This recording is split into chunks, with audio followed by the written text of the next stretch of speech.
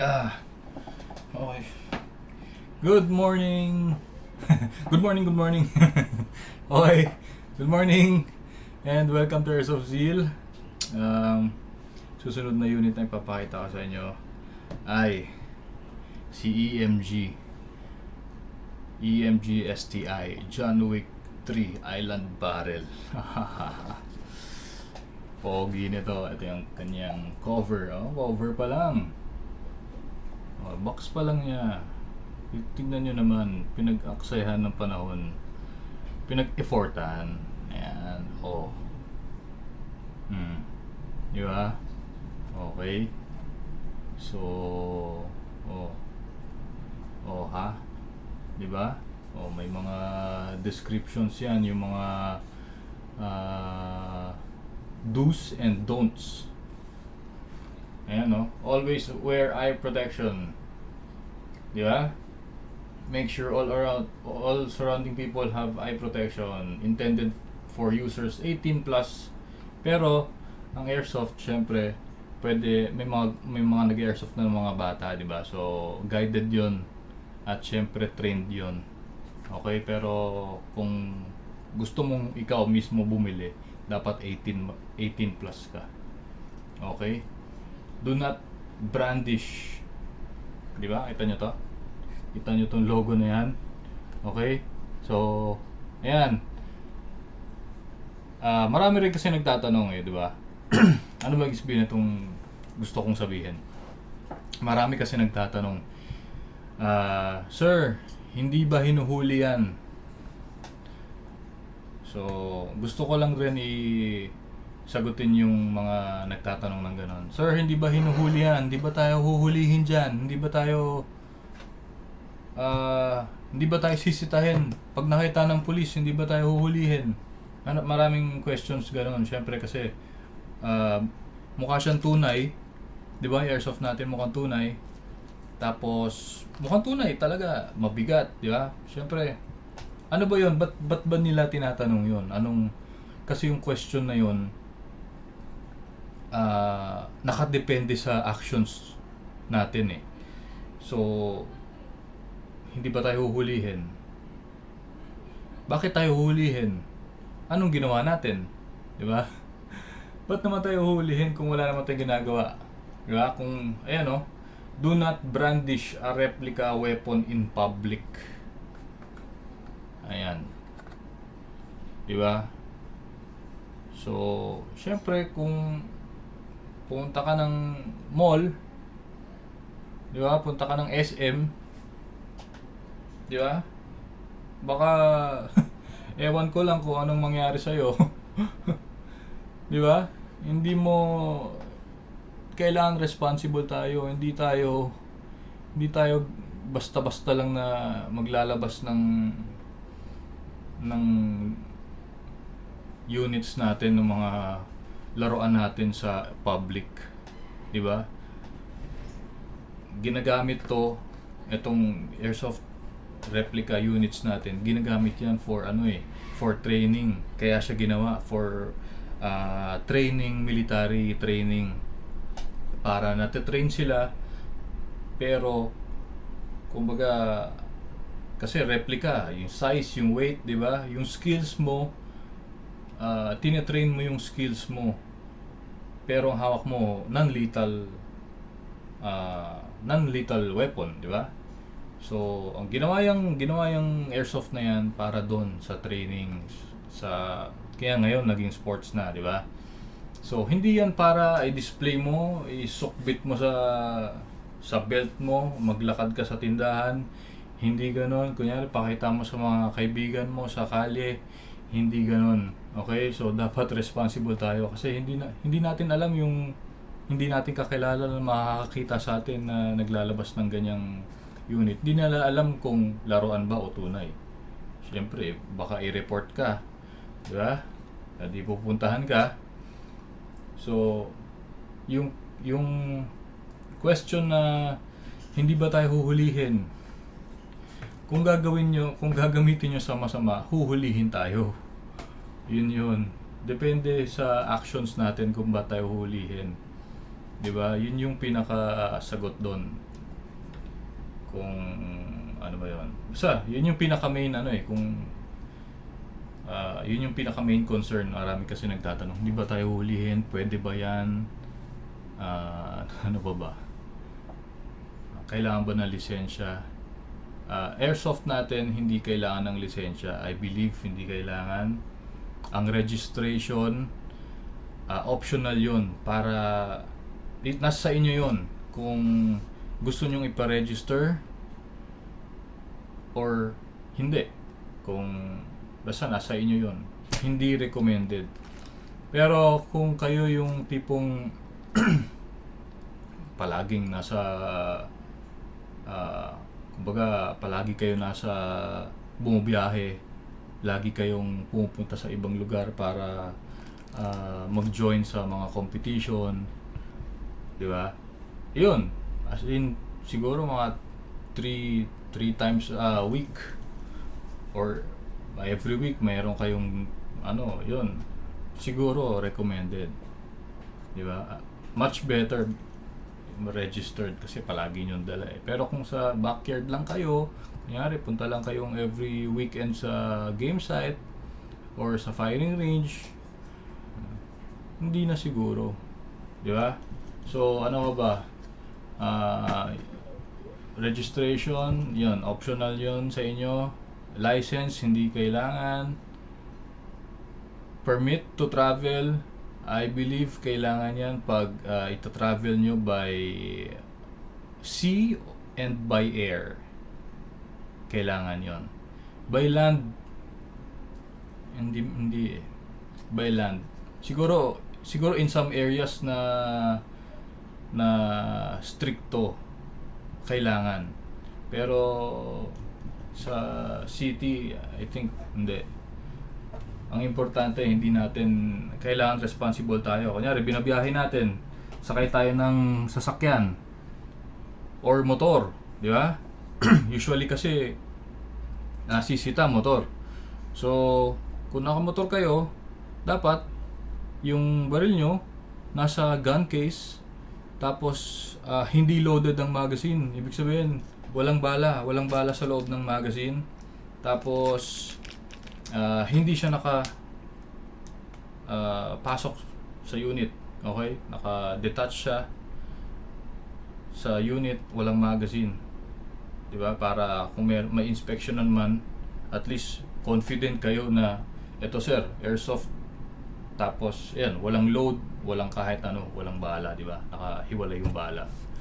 So yun.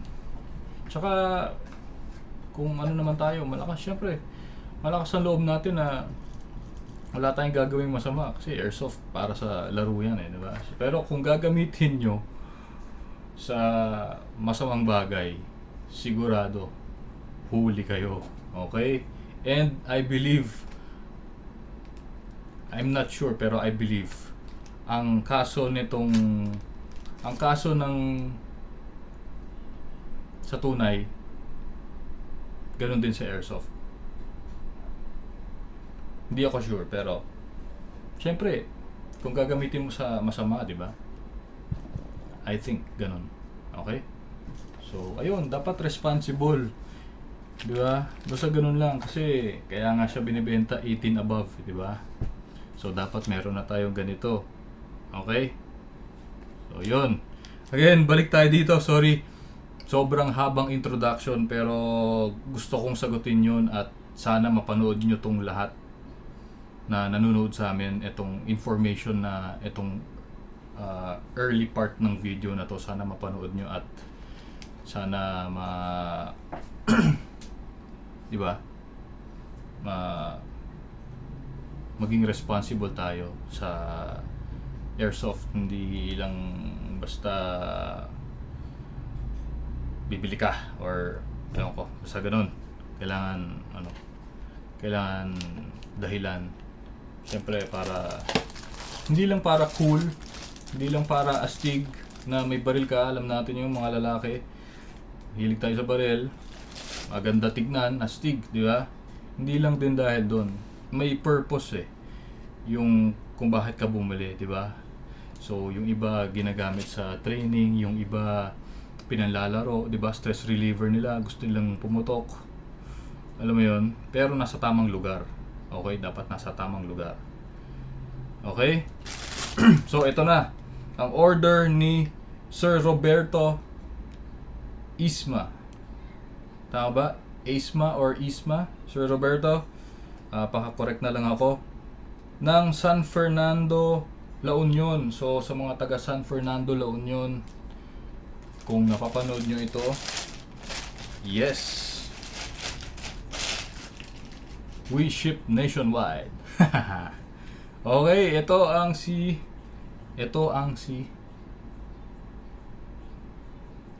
Cut. Ito ay si mali.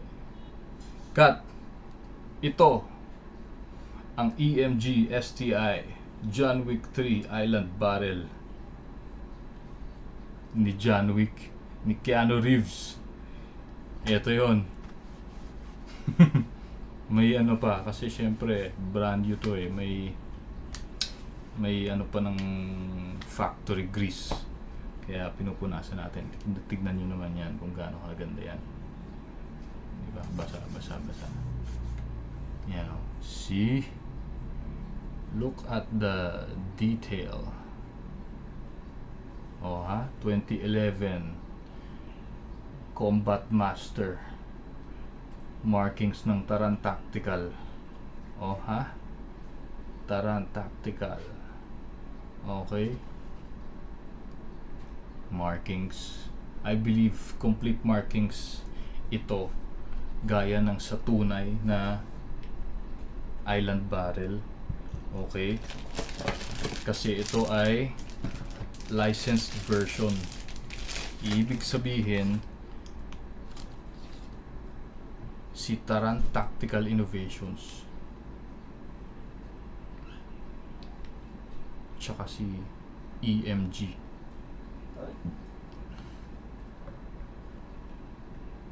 nagsanib pwersa. Hindi, licensed version, ibig sabihin si Taran Tactical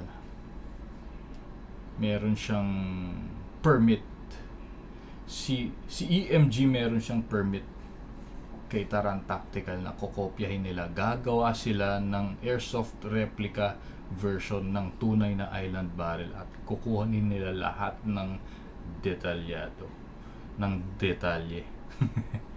Okay, syempre made in Taiwan. Napakapoging unit nito. Nakikita nyo ba yung ano, parang two-tone, kulay itim yan ha, kulay itim yan, pero ayan o, parang two-tone. Ayun, nakikita nyo yung light, ginaganyan ko, di ba? Pogi yan sa umaga, sa pag nasinaga ng araw.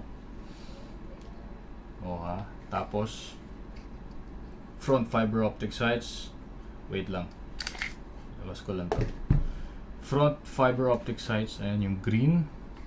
Yung rear, ayan o, ang liit. Ang liit o. So pag nasanay ka dito,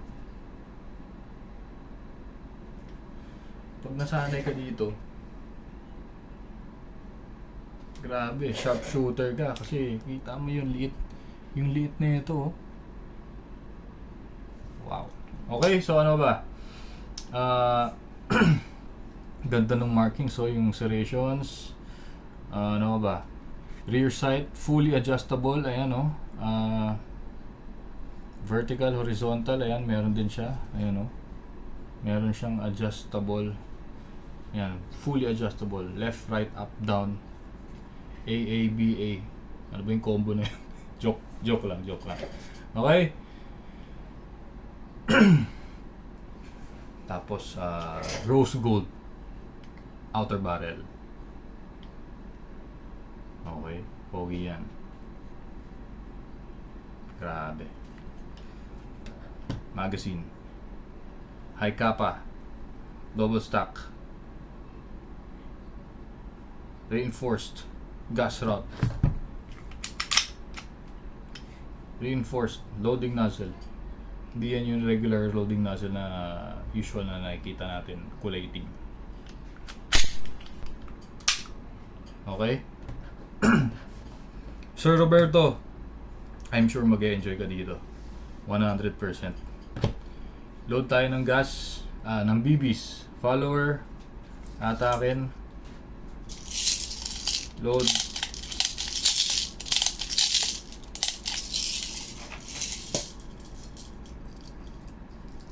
Okay. Ano ba yan?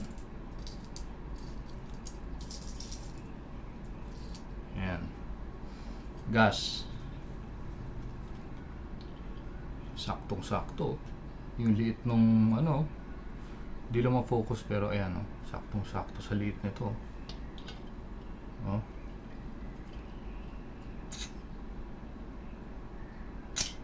Wow. Silent. Okay. Salpak sa unit. And syempre, ano masabi sa box? Oh. Use iPro protection always. Ayan. Sa 0.20, testingin natin ang FPS nitong bad boy na to. Okay. So, pagkasa, bitaw. Okay, wag nyo nang, kung ikakasa nyo, wag nyo nang i-guide. Kumbaga, wag nyo nang i-guide pabalik. Wag nyo nang i-guide pabalik. Okay, hayaan nyo siyang mag-snap pabalik para yun yung ano niya eh. Yun yung in place. Basta yun yung position ng slide. Okay, kasi minsan naiipit. Okay, nagkakaroon ng kunyari ganyan. Hindi nakalapat, 'di ba? So dapat ano? Okay, FPS test. Firing. 361. 361. Lakas nito. Saan yan? 361.2. Pangalawa.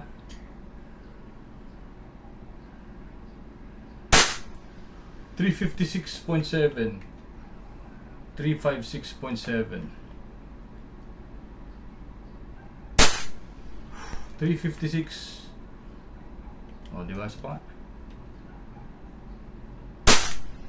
353, oh. Na medyo stable na siya sa 350, di ba? So, blowback test tayo.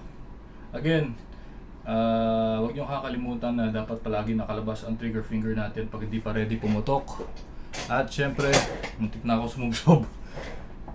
Syempre, dapat nakatutok pa rin sa safe direction kapag hindi pa kayo ready pumutok. Okay. Blowback test.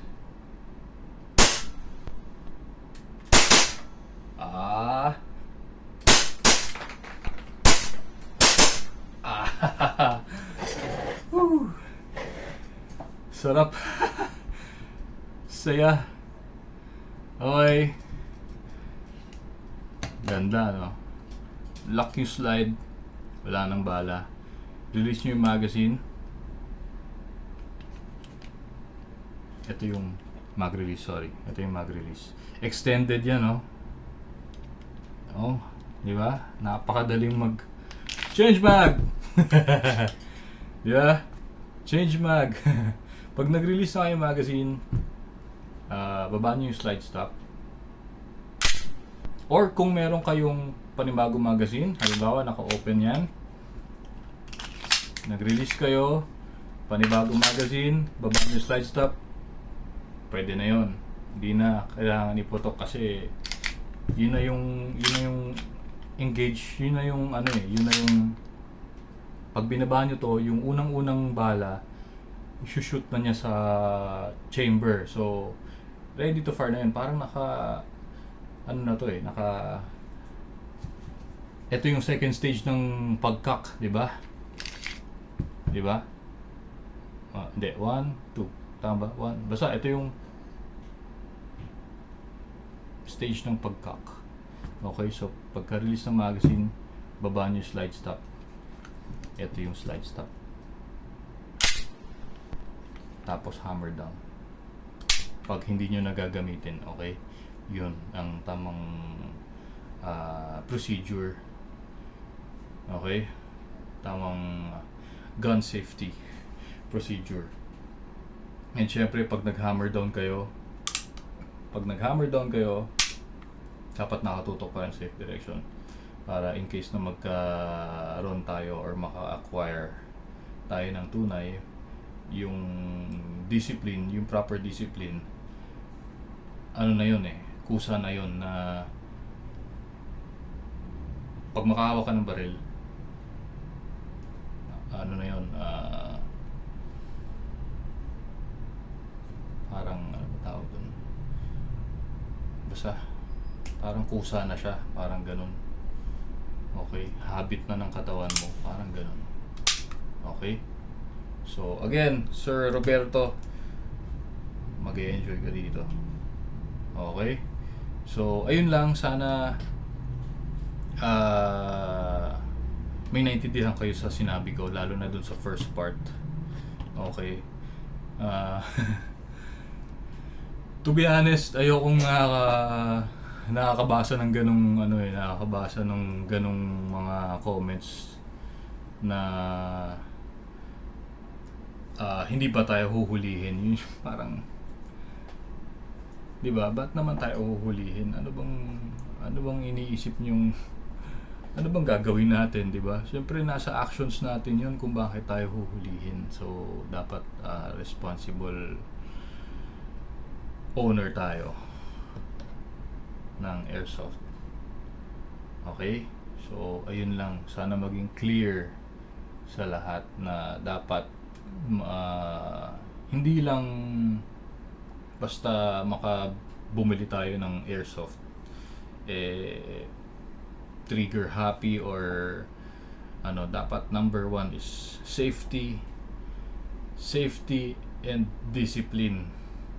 Yung dalawang yan, yung safety at saka yung discipline, lalo na dito. Okay, so sana nag-enjoy kayo at may nakuha kayong information na makakatulong sa inyo at sana naiintindihan nyo, and I'm sure in the long run sa mga may units na ganito, maiintindihan nyo yan. Okay, sana lahat tayo happy lang sa paglalaro. Bam, bam, bam, bam. And wait lang, bago ko tapusin ang video na to, medyo naging busy tayo nitong weekend dahil sumali tayo sa aking first airsoft practical shooting event na sinalihan. And guess what? Tenen! Woo! Oh ha? Ito ay shoot for a cause. Okay, para sa isang kasamahang shooter natin na nagpapagaling. Okay, happy tayo na nakalaro tayo at syempre happy tayo na makakatulong tayo. Okay, yun ang pinaka-importante. And enjoy. Enjoy. Ayan, ito ay sa San Pablo City Airsoft Practical Shooting and Shoot for a Cause Limited 10, 5 stages. Sa production division, ibig sabihin yung gamit ko yung Glock production ng tawag sa division na yon sa mga Glock. Okay, second runner up nung ano lang to, nung July 7, 2024, nung Sunday sa PAGCOR Multipurpose Evacuation Center Barangay San Gregorio, San Pablo City, Laguna. So sa lahat ng sumali, shoutout sa inyo lahat. Ang saya at syempre sa buong nag-organize, ayos, okay? At hindi ko na-expect to. Second runner-up sa production division. Ano ako first timer ako. So dapat dun ako sa parang anong tawag dun? Tyro. Yun, Tyro. Tyro division, ibig sabihin mga beginner, mga talagang first time sa range, first time sa totoong event, 'di ba? Sa ganung klase kasi iba yung nagpo-practice ka lang sa inyo, sa bahay, 'di ba? Ito first time. Imagine. Okay, hindi dahil kay Sir Ems Recalde ng MTAC Practical Shooting Team. Sir Ems, thank you very much. Grabe. Solid, Sir Ems. Lahat ng natutunan ko nag-paid off. Okay, so ito ang resulta. Biruin mo, second runner-up, pangatlo ako.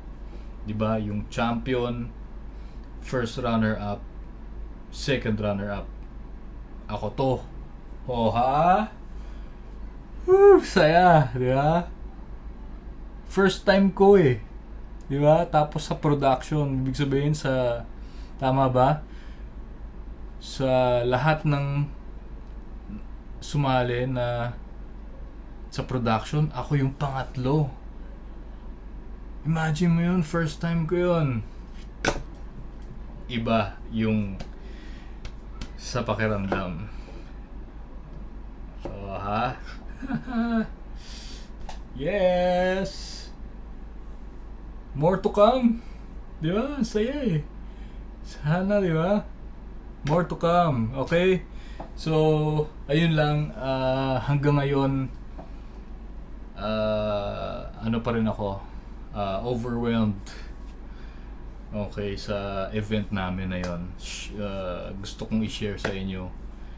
And sa mga lahat ng starters or na gustong magsimula ako, kakabili lang. Kung gusto niyo yung ganitong sports, practical shooting, I recommend MTAC Practical Shooting Team Group Ems Recalde.